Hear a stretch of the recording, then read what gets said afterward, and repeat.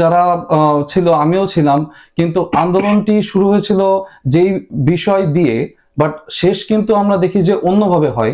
কারণ ছাত্ররা যে আন্দোলন করে, কোটা আন্দোলন, এটির সাথে অবশ্যই সরকার বঙ্গবন্ধু শেখ মুজিবুর রহমানের বাড়ি পোড়ানো, বঙ্গবন্ধু শেখ মুজিবুর রহমানের সম্পূর্ণ ইতিহাসকে বদলিয়ে দেওয়া, এমনকি তাকে অসম্মান করা, এরকম যে জিনিসগুলো, এগুলোর সাথে কখনোই আমি মনে করি না যে আন্দোলনটি জড়িত ছিল। তাহলে এই যে বাংলাদেশের এই সহিংসতাটা হলো, এই যে ভাঙচুর লুটপাট হলো, কি পেলে তোমরা? মানে তোমার কাছে কি মনে হয়, তোমরা কি অর্জন করেছো না তোমরা ধ্বংস করেছো? আমার পার্সোনালি আমার কাছে মনে হয় যে আমরা ধ্বংসই করেছি।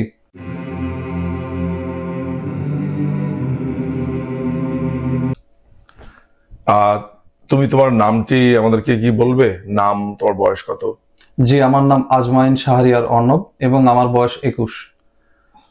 তোমার বয়সের কথা দেখে আমার কাছে এটা মনে হচ্ছে যে তুমি জেনজি প্রজন্ম নামে যে প্রজন্মর ব্যাপারে আমরা জানি, সে প্রজন্মের একজন বা প্রতিনিধি।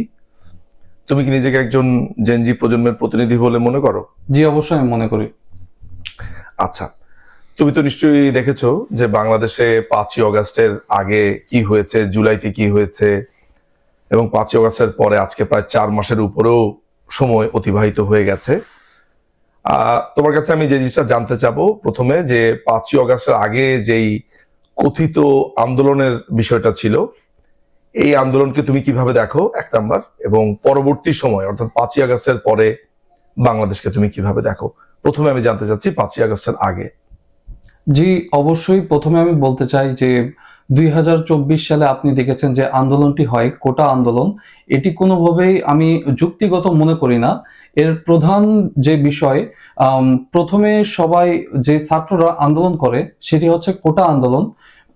যে কোটা নিয়ে তারা আন্দোলন করে সেটি 2018 সালে অলরেডি কিন্তু কোটা বাতিল করে দেওয়া হয়ে গেছিল সরকারের মাধ্যমে। কিন্তু 2021 সালে একজন ব্যক্তি, মুক্তিযুদ্ধ কোটা ধারী ব্যক্তি আসেন এবং বলেন যে আমি সম্পূর্ণ সরকারের এই রায়ের বিরুদ্ধে। তখন সম্পূর্ণভাবে আবার হাইকোর্ট এই জিনিসটাকে মানে তিনি একটা রিট করেন, এই তো? জি জি জি। আচ্ছা, তারপর? তো সেই ক্ষেত্রে যেটি হয়, এই বিষয়টি আবার ব্যাক আসে যে কোটা থাকবে, কিন্তু এইখানে সরকারের কোনো অবশ্যই দোষ ছিল না। আপনি দেখতে পান তো সরকার আবার ছাত্রদের পক্ষে থেকেই কিন্তু আপিল বিভাগে জি যান, আপিল বিভাগে আপিল করেন। জি জি আপিল করেন। বাট আপনি দেখতে পান তারা একটা হিয়ারিং ডেট দেয় যে 7ই আগস্ট আপনাদেরকে জানানো হবে, বাট ছাত্ররা কিন্তু এটা কোনোভাবে মেনে নেয় নাই, যে তারা বলেছে যে আজকেই লাগবে, যে আমার এখনই, জি এখনই দিতে হবে। আচ্ছা, তোমাকে আমি এই জায়গাতে একটু থামাই। জি জি। তুমি তো নিজেই এই ছাত্রদের একজন, জি জি, তাই না? জি অবশ্যই। তো তুমি কি এটা চাওনি, এখনই চাই, এটা তোমার কাছে মনে হয়নি? জি অবশ্যই, এটি তো এরকম না যে হাইকোর্টের একটি বিষয় যে হাইকোর্ট একটা রায় যদি দেয় তো সেই ক্ষেত্রে সেটা হিয়ারিং ডেটে একটি সময় থাকে, নির্দিষ্ট সময়। এটা তো এমন না যে আজকে বললাম তো আজকেই তো, যে ডেট অনুযায়ী কাজটি হয় অবশ্যই। তো এটা তো বললেই হবে না যে আজকে চাই তো আজকে। এরপরে তারা যে আন্দোলনটা করলো, এটা না শুনে, জি, এই যে সহিংসতা করলো, লুটপাট করলো, প্রদেশকে একটা ধ্বংসস্তূপে পরিণত করলো, এটিকে তুমি কিভাবে দেখো? তুমি কি এই ধ্বংসস্তূপের একজন অংশীদার, অর্থাৎ তুমিও কি আন্দোলনে ছিলে? জি অবশ্যই, আন্দোলনে যারা ছিল, আমিও ছিলাম, কিন্তু আন্দোলনটি শুরু হয়েছিল যেই বিষয় দিয়ে, বাট শেষ কিন্তু আমরা দেখি যে অন্যভাবে হয়। কারণ ছাত্ররা যে আন্দোলন করে, কোটা আন্দোলন, এটির সাথে অবশ্যই সরকার বঙ্গবন্ধু শেখ মুজিবুর রহমানের বাড়ি পোড়ানো, বঙ্গবন্ধু শেখ মুজিবুর রহমানের সম্পূর্ণ ইতিহাসকে বদলিয়ে দেওয়া, এমনকি তাকে অসম্মান করা, এরকম যে জিনিসগুলো, এগুলোর সাথে কখনোই আমি মনে করি না যে আন্দোলনটি জড়িত ছিল। তো আমি মনে করি, যেমন আপনি আরো দেখবেন যে গণভবন থেকে অনেক কিছু চুরি হয়েছে, আপনি দেখেছেন বিভিন্ন ভিডিওতে। যেমন ধরেন মাছ, হাঁস, এমনকি অনেক কিছু, এনিথিং, মানুষ যে যেরকম পেরেছে তাহলে নিয়ে গেছে। জেনজি প্রজন্ম কি চোর? আমি অবশ্যই বলবো যে সবাই অবশ্যই না, বাট স্পেসিফিক্যালি যারা এই আন্দোলনের মূল হোতা ছিল, তারা অবশ্যই, আমি তাদের উদ্দেশ্যে বলতে চাই কি বলতে চাও? যে তারা অবশ্যই এই জিনিসটা, আমরা তাদের অংশভুক্ত নই। মানে তারা কি অবশ্যই। চোর কিনা তোমার জি, দৃষ্টিতে? অবশ্যই মানে অবশ্যই কি? অবশ্যই তারা চোর, বাট সবাই তাদের অংশ, অবশ্যই না। মানে সবাই চোর না, জি যারা করেছে তারা চোর। জি জি। তারপর এবং যেরকম অনেক মানুষ ছিল এই আন্দোলনে যারা মোটিভেটেড, তারা কিন্তু জানে না যে আসলে মূল উদ্দেশ্য কি ছিল এই আন্দোলনের পিছনে। সো ধরেন 100 জন এই আন্দোলন ছিল, বাট বেশিরভাগ মানুষই জানে না যে আন্দোলনের উদ্দেশ্য কি। কিন্তু এর ভিতরে যারা মাস্টার মাইন্ড ছিল, তো সেই ক্ষেত্রে আমি বলতে পারি যে দোষটা আসলে তাদের, নাকি বাকি যারা ছিল মোটিভেটেড, যাদেরকে আন্দোলনে আনা হয়, যারা শেষ পর্যন্ত থাকে, আম, তাদের উদ্দেশ্যে আমি বলতে চাই না, বলতে চাই তাদের উদ্দেশ্যে যে যারা মাস্টার মাইন্ড ছিল। এরা কারা ছিল বলে তোমার মনে হয়? যেমন আম, আমি নাম উল্লেখ করতে চাই না, বাট না না, নাম উল্লেখ করো, কেন করবে না? তুমি যেমন, কি কাউকে ভয় পাও? আমি কাউকে ভয় পাই না, বাট যেমন আপনি দেখতে পারেন বিভিন্ন সমন্বয়করা, সো এদেরকেই আমি বলতে পারি। কারা বলো? যেমন সার্জিস আলম, হাসনাত আব্দুল্লাহ। এরা কারা ছিল?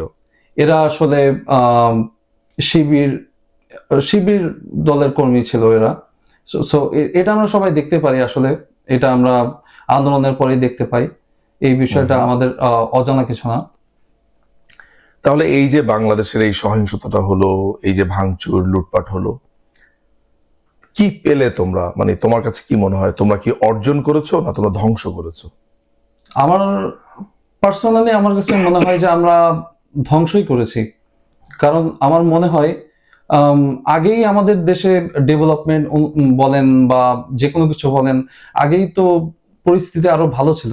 কিন্তু ডে বাই ডে আমি দেখছি আমার দেশের অবস্থা আরো দিন দিন, আপনিও দেখতে পাচ্ছেন, উন্নয়নশীল দেশ ছিল আমাদের দেশ, বাট এখন যে অবস্থা, আমি হতাশ আসলে এটি দেখার পরে। কেন?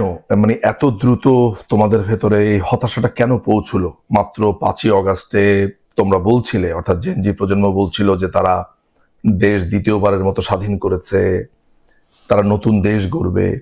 4 মাসের মাথাতে তোমাদের এই হতাশাটার কারণটা কি? ওয়াই? জি, আসলে আমরা প্রথমে ভেবেছিলাম আম, এটা কোটা আন্দোলন, তো এটিতে যোগ দেওয়া আমাদের অবশ্যই উচিত, বাট শেষে এটি সরকারের পতন এর আন্দোলনে পরিণত হয়। এবং সবশেষে গিয়ে আমরা বুঝতে পারি যে এটি একটি রাজনৈতিক, কি বলবো এটা আপনাকে, আসলে রাজনৈতিক একটা হাত Motivated. ছিল, রাজনৈতিক একটা হাত ছিল এর পিছনে। এবং আমরা আমাদের ভুলটি বুঝতে পারি যে আসলে এটি আসলে একটা বড় ভুল ছিল আমাদের এই আন্দোলনে নামা। এবং সব মানুষ যখন এই আন্দোলনে নামে, তখন সবাই ভাবে যে আমরা যে কাজ করছি এটি অবশ্যই ঠিক, বাট ধীরে ধীরে আমরা বুঝতে পারি যে আমরা কোন দিকে আগাচ্ছি। তোমার কি মনে হয় যে তোমার মতো তুমি যেভাবে ভাবছো, তোমার সাথে নিশ্চয়ই তোমার বন্ধু বান্ধবরা আছে একই বয়সী, বা অন্য স্কুল কলেজের অনেকেই, তোমাদের একটা নিশ্চয় একটা সার্কেল আছে। জি, অবশ্যই। তোমাদের এই বন্ধু বান্ধবরা কি তোমার মতোই ভাবছে যে তাদের ভুল হয়ে গেছে, এটা একটা তোমাদেরকে ব্যবহার করা হয়েছে, বা নিজেদেরকে ব্যবহার করা হয়েছে, এমনটাও কি তোমরা ভাবছো? মানে অন্যদের ভাবনা কি সম্পর্কে তোমার ধারণা আছে? জি, অবশ্যই আছে। প্রথমেই বলতে চাই, বেশিরভাগ মানুষই মনে করে যে আমাদের হয়তোবা এটা উচিত হয়নি, এই আন্দোলনে যাওয়া বা এদের পক্ষে সমর্থন করা। আর কিছু ব্যক্তির কথা বলতেই পারি, যে আমাদের ফ্রেন্ড সার্কেল বলেন বা বিভিন্ন গোত্র, তারা অবশ্যই এই ইন্টারিয়াম গভর্নমেন্টের পক্ষে। সো তারা অবশ্যই তাদের দলেরই ব্যক্তি বর্গ। সো এটাই বলতে চাই আমি। 52-র ভাষা আন্দোলন, 69-এর গণ অভ্যুত্থান, 70-এর নির্বাচন, 71-এর মুক্তিযুদ্ধ এবং পরবর্তী সময় বাংলাদেশ আওয়ামী লীগের বিভিন্ন অবদান, আমাকে একটু অনেস্টলি বলবে যে তোমাদের কি কি আসলে ডিটেলস জানা আছে এই বিষয়গুলো সম্পর্কে? সত্যি বলতে, আমরা ছোটবেলা থেকে সমাজ বইয়ে যেরকম পড়ে এসেছি, আমাদের গদবাঁধা যেসব এডুকেশন, সেইখান থেকে আমরা যতটুকু জেনেছি, এর বাইরে আসলে আমরা, আমি আমার কথা বলতে পারি, আমি বাকি আম, সবার কথা বলতে চাই না। সো আমি আসলে সম্পূর্ণ নলেজ যে আমার আছে, আসলে তারা কিভাবে, আহ, উম, কত সালে তারা কি, আম, হয়েছে এটা তোমাদের তেমন একটা প্রচ্ছন্ন ধারণা নেই। জি। ওকে, আমি তোমাকে আসলে আমার বিব্রত করবার কোনো ইচ্ছাও নেই, শখও নেই। তোমাদের এই জেনজি প্রজন্ম কি কোনোভাবে মনে করে কিনা যে বাংলাদেশ আওয়ামী লীগ যদি কখনো ক্ষমতায় আসে তাহলে তোমাদের উপরে প্রতিশোধ নেবে? এই ধরনের কোনো চিন্তা কি তোমরা করো কিনা?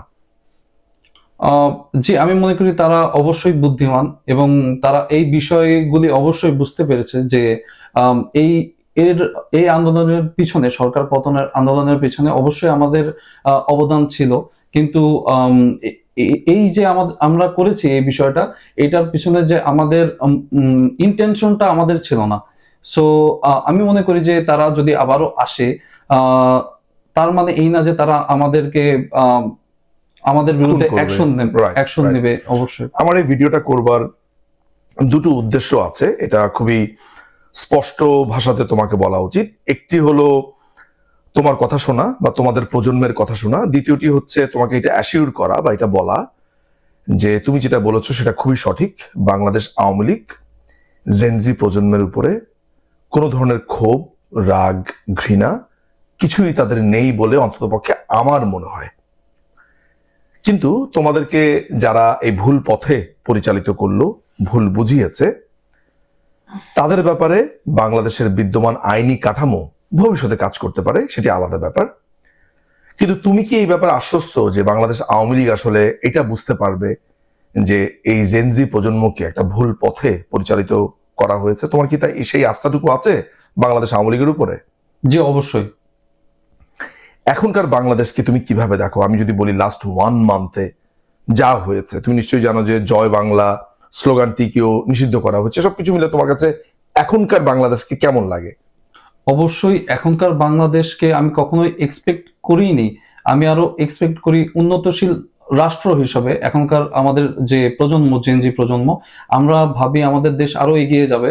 উন্নতশীল রাষ্ট্র যেরকম আমাদের আদার যেসব কান্ট্রি আছে, আমাদের আউটসাইড যেসব কান্ট্রি, এরকম উন্নতর দিকে এগিয়ে যাবে। বাট আমি ডাউনফল দেখতে পাই আমার দেশের দিকে। এখন যদি আমি তাকাই, চুরি, ডাকাতি, মারামারি, যেই আইন শৃঙ্খলা যে আগে ছিল, সেই জিনিসটা আপনি এখন লক্ষ্য করতে পারবেন না অবশ্যই।